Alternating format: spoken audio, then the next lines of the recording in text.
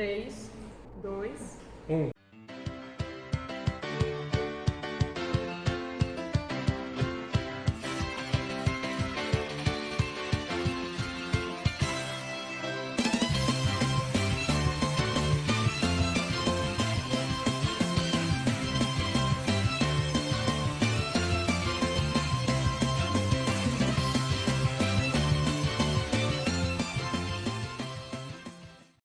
Olá, meu nome é Milena e hoje eu vou falar um pouco sobre o processo de síntese proteica. A síntese proteica é basicamente a produção de proteínas. Todos os seres vivos, eles são formados basicamente por proteínas. Por isso, nós conheceremos e entenderemos a importância desse processo.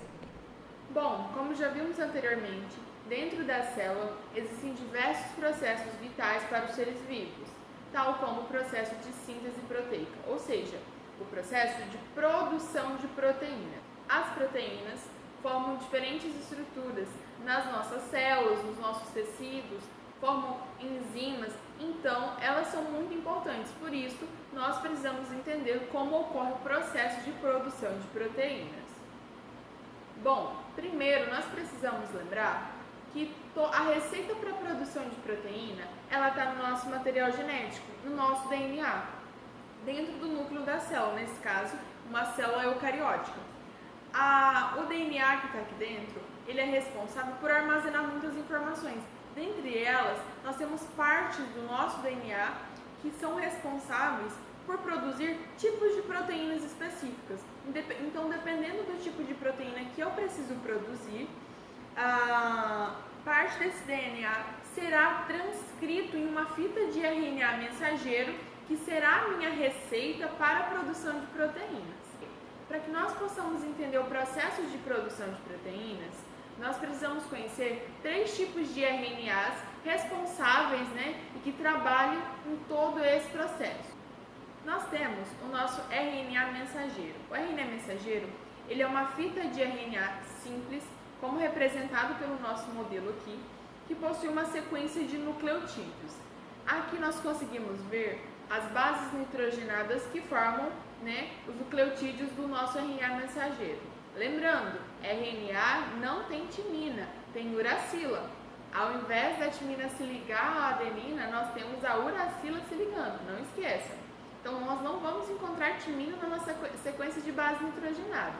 Importante nós ressaltarmos, o RNA mensageiro, ele possui o que nós chamamos de códons, A cada 3 sequências de bases nitrogenadas, nós temos um códon, que é uma sequência específica para se ligar a um determinado aminoácido, para chamar um determinado aminoácido. E isso vai ser uma parte importante para o processo de produção de proteína, grava isso. O nosso segundo RNA importante de ser ressaltado é o RNA transportador.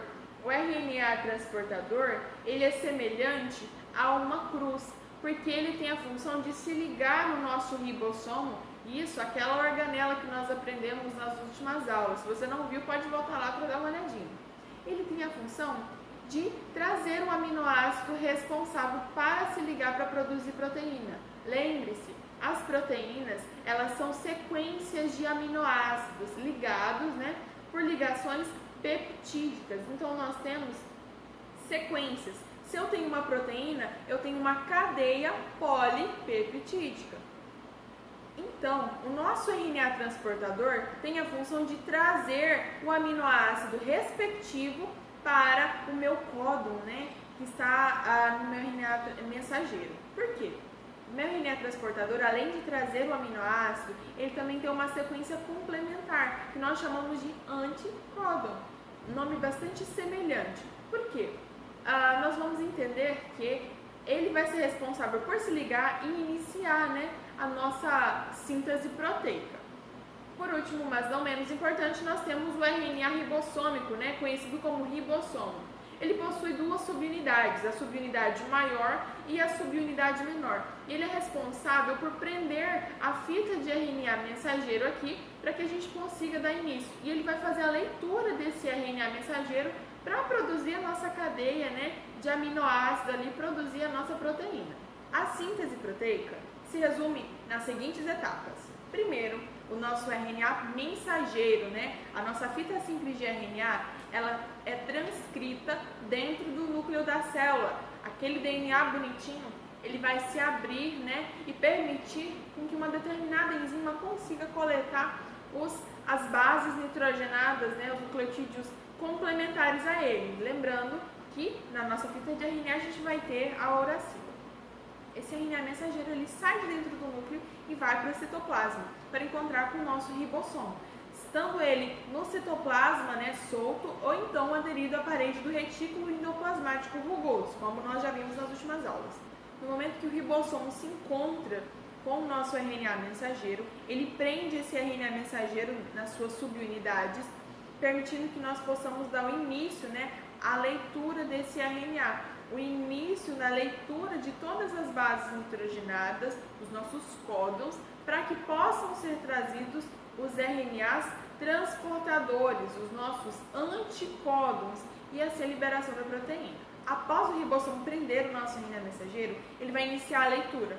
No momento que ele inicia a nossa leitura, ele vai procurar o códon de iniciação, que vocês estão vendo aí na tela. O nosso códon de iniciação é uma sequência específica, né? Que para produzir toda a proteína a gente precisa iniciar com ela. No momento que o nosso ribossomo ele lê o nosso códon de iniciação, ele vai falar, opa, já podemos começar a produzir proteína.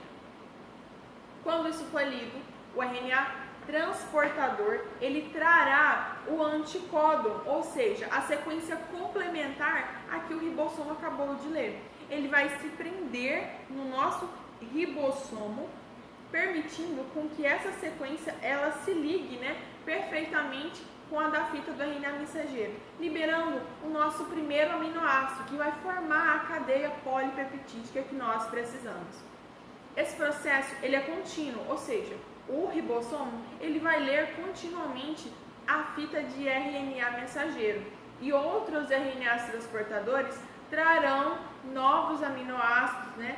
Se ligarão corretamente de acordo com a sequência de códons, permitindo com que os aminoácidos eles sejam ligados uns aos outros, formando uma cadeia inteira, até o nosso ribossomo encontrar o nosso códon de terminação.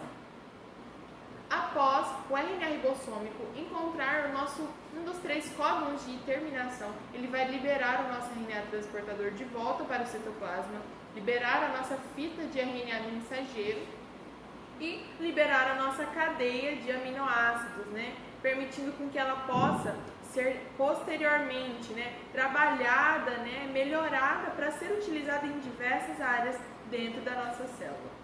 Agora que nós conhecemos melhor como ocorre o processo de síntese proteica, no próximo vídeo nós falaremos um pouquinho sobre a condensação da cromatina.